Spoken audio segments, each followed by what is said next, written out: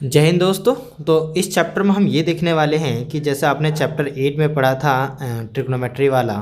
तो ट्रिग्नोमेट्री के जो बेसिक फॉर्मूले होते हैं उसका इस्तेमाल करके कैसे आप हाइट और डिस्टेंस को निकाल सकते हो अगर आपके पास एंगल हो, और अगर एंगल नहीं है दो दो साइड्स दे रखी हैं एक ट्रायंगल के अंदर, है ना। एक ट्रायंगल के अंदर अगर दो साइड्स दे रखी है तो आप कैसे एंगल निकाल सकते हो। तो बेसिकली हम इसमें यही पढ़ने वाले हैं जो ट्रिग्नोमेट्री हमने पढ़ी है चैप्टर 8 में, उसका क्या इस्तेमाल है। और इसमें हम जो चीज़ सीखेंगे कैसे हाइट निकाला जाता है और कैसे डिस्टेंस निकाला जाता है, ये दो चीज़ें हम देखने वाले हैं। ठीक है, तो इस टॉपिक में हम ये देखो जो भी डील करेंगे वो हम एक राइट एंगल ट्रायंगल से डील करेंगे इसमें। ठीक, इस चैप्टर को शुरू करने से पहले हम कुछ बेसिक टर्म्स देख लेते हैं, कौन कौन से वो बेसिक टर्म्स है जो इस चैप्टर में यूज़ होने वाले हैं। जैसे पहला है line of site. Angle of elevation क्या होता है, हॉरिजॉन्टल लाइन क्या होता है, ऑब्जर्वर किसे कहते हैं, एंगल ऑफ डेप्रेशन का क्या मतलब, और फाइनली हम देखने वाले हैं एनसीईआरटी एग्जांपल्स। तो देखिए इसको बहुत तरीके से और बहुत आराम से समझेंगे हम। जैसे मान लीजिए ऑब्जर्वर क्या है, मतलब कोई व्यक्ति हो सकता है जो देख रहा है कहीं पे। ठीक है, जैसे ये मैं मान लेता हूँ ये कोई व्यक्ति है, ये यहाँ पे एक मीनार है। ठीक है, चार मीनार, ये कोई भी, ये समझ लो पोल है कोई।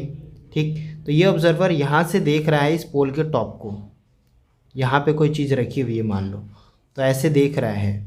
तो ठीक, और जहाँ ऑब्जर्वर है, ऑब्जर्वर का आई जो है वहाँ से अगर आप कोई सीधी लाइन खींचो तो उस लाइन को बोलते हो हॉरिजॉन्टल लाइन। ठीक है, तो बेसिकली ये जो लाइन है ये हॉरिजॉन्टल लाइन है। क्या है? Horizontal line. ठीक, और जहाँ से ये समझ लो ये ऑब्जर्वर है, यहाँ से ऑब्जर्वर के आई से एक रे निकली और वो जा करके इस ऑब्जेक्ट को देख रही है। तो इस ऑब्जर्वर की नज़र से जो रे निकली एक तरीके से, उसी इस लाइन को हम क्या कहेंगे, हम कहेंगे आई लाइन ऑफ साइट। क्या कहेंगे?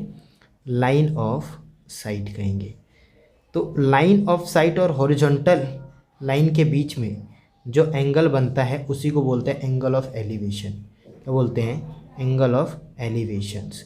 ये कुछ ऐसे टर्म्स है जिसको आपको समझ आना चाहिए। तो एंगल ऑफ एलिवेशन को बेसिकली हम थीटा से दिखाने वाले हैं।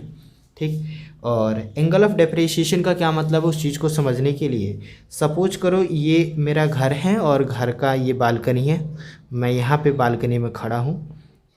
ठीक, यहाँ से मैं चीज़ों को ऑब्जर्व कर रहा हूँ और यहाँ पे मैंने कार देखी। क्या देखा? कार को जाते हुए देख रहा हूँ। ड्राइंग थोड़ी अच्छी नहीं है, समझ जाना। ठीक, तो ये मैं ऐसे देख रहा हूँ, तो ये क्या होगा, इस तरीके से रे निकलेगी। तो ये जो रे निकली है बेसिकली, है ना, इसको क्या बोलूँगा मैं? लाइन ऑफ साइट बोलूँगा। क्या बोलूँगा? Line of site. और मैंने कहा था ऑब्जर्वर्स की जहाँ से वो देख रहे हैं वहाँ से अगर आप सीधी रेखा खींच देते हो तो उस रेखा को बोलते हैं हॉरिजॉन्टल लाइन। क्या बोलते हैं? तो ये हॉरिजॉन्टल लाइन है। क्या है? Horizontal line.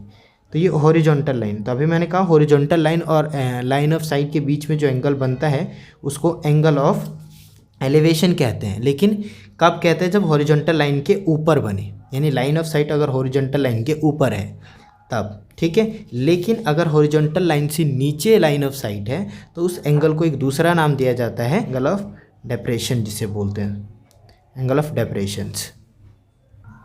जब हम इस चैप्टर को सॉल्व करेंगे, इस चैप्टर के इक्वेशंस को देखेंगे, तो हमें कुछ बेसिक्स फार्मूले की ज़रूरत पड़ेगी जो ट्रिग्नोमेट्री के अंदर यूज होती है। ठीक है, जैसे आपने देखा होगा sine theta equal to perpendicular upon hypotenuse, cos theta equal to base upon hypotenuse, और tan theta is equal to perpendicular upon base. आप इसको शॉर्ट में ऐसे याद रख सकते हो, पंडित बद्री प्रसाद अपॉन हर हर भोले। तो ये पहले P अपॉन H जो होता है वो किसको दिखाता है? साइन थीटा को। और B अपॉन H किसको दिखाएगा? कॉस थीटा को। और P अपॉन B किसको दिखाएगा? टेन थीटा को। तो इस तरीके से आप तीनों फॉर्मूले एग्जैक्टली एकदम से याद रख सकते हैं। ये एक ट्रिक है, शॉर्ट ट्रिक, जिसके ज़रिए आप याद रख सकते हैं। तो चलिए शुरू करते हैं एनसीईआरटी एग्जाम्पल 1 से क्वेश्चंस को सॉल्व करना। कह रहा है ए tower stands vertically on the ground from a point. ध्यान से देखिए, एक टावर है, सबसे पहली तो चीज़ टावर है जो कि वर्टिकली स्टैंड है ग्राउंड के ऊपर। ठीक है, ऑन द ग्राउंड। अब यहाँ से एक पॉइंट अच्छे से समझिएगा, फ्रॉम अ पॉइंट, एक पॉइंट से। ठीक है, जो कि ग्राउंड पे ही है, on the ground, which is 15 metre away from the foot of the tower. ये फुट ऑफ द टावर, इस चीज़ को समझना। सपोज कीजिए ये एक टावर है, तो ऊपर वाला जो पॉइंट होता है वो टॉप कहलाता है और नीचे वाला जो पॉइंट होता है उसको फुट कहते हैं, या फिर आप बॉटम याद रख सकते हो। क्या कहते हैं? बॉटम। तो ये कह रहा है कि जो टावर है, टावर के फुट से एक 15 मीटर दूर कोई पॉइंट है। ये रहा टावर का फुट, टावर के फुट से 15 मीटर अवे एक पॉइंट है, उस पॉइंट को मैंने उस फुट से मिला दिया और ये लिख दिया 15 मीटर। ठीक है। इसके अलावा the angle of elevation of the top, ध्यान से देखिए, टॉप से of the tower is found to be 60 degree. Angle of elevation यानी ये टॉप है, ये रहा पॉइंट, तो ये जो है टॉप तक एंगल ऑफ एलिवेशन कितना है? 60 डिग्री है। Find the height of the tower, तो ये हाइट है टावर की, ये आपको हाइट निकालनी है टावर की कितनी हाइट है। आपको इनके क्वेश्चंस को सॉल्व करने के लिए ये 3 चीज़ें याद रखनी है। पंडित बद्री प्रसाद अपॉन हर हर भोले, मीन्स साइन थीटा का फॉर्मूला, कॉस थीटा का और टेन थीटा का, और साथ में साइन कॉस और टेन की जो 0 डिग्री पे क्या वैल्यू होती है, 30 डिग्री पे कितनी वैल्यू होती है, 45 डिग्री पे कितना होता है, 60 डिग्री पे कितना होता है और 90 डिग्री पे कितना होता है, ये चीज़ आपको याद रखनी ही रखनी है। अब ये कैसे पता चलेगा कि इन 3 फॉर्मूले में से ये साइन है, ये कॉस है, ये टेन है, इनमें से किसका इस्तेमाल करना है? तो आप देखिए, आपको गिवन क्या है और निकालना क्या है। गिवन आपको बेस, निकालना आपको परपेंडिकुलर यानी ये हाइट। तो परपेंडिकुलर ये है, परपेंडिकुलर ये है बेस। देखिए परपेंडिकुलर और बेस किस में होता है? 10 में आ रहा है ना, तो आपको 10 लेकर के चलना है। तो tan theta equal to perpendicular upon base. Perpendicular आपका हाइट है जो किसको मैंने h माना है, और बेस हमारा 15 मीटर है। अच्छा, यहाँ थीटा कितना है आप वो देखिए 60 डिग्री, तो 1060 डिग्री लिखोगे। 1060 degree equal to h upon 15। 1060 degree की वैल्यू होती है √3, √3 इक्वल टू h अपॉन 15। यहाँ से आप क्रॉस मल्टीप्लाई करोगे तो h की वैल्यू निकल के आ जाएगी 15√3 मीटर। ठीक है, ऐसा यूनिट जरूर लिखिए अगर आपको 1 मार्क्स नहीं कट करवाने तो। एग्जाम्पल सेकंड देखिए एनसीईआरटी का क्या कह रहा है। An electrician has to repair an electric fault on a pole of height 5 metre. तो पोल की हाइट दे रखी है, पहले मैं पोल बना लेता हूँ। ये 5 मीटर का पोल है। ठीक है, आगे उसने बोला है she needs to reach a point 1.5 metre below the top of the pole. Pole के टॉप से 1.5 मीटर नीचे आना है। सपोज के लिए कीजिए कि यहाँ से यहाँ तक ये 1.5 मीटर है, तो यानी यहाँ आना है, उसको इस पॉइंट पे आना है। ठीक है, ये 1.5 मीटर हो गया।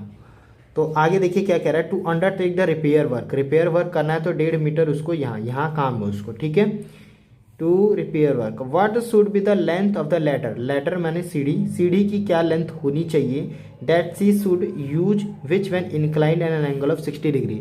जब वो 60 डिग्री एंगल पे सीढ़ी को रखेगा उस हिसाब से सीढ़ी की लेंथ क्या होनी चाहिए। यानी सीढ़ी का मतलब क्या, सीढ़ी इस तरीके से होगी कुछ, तो ये सीढ़ी का लेंथ निकालना है आपको।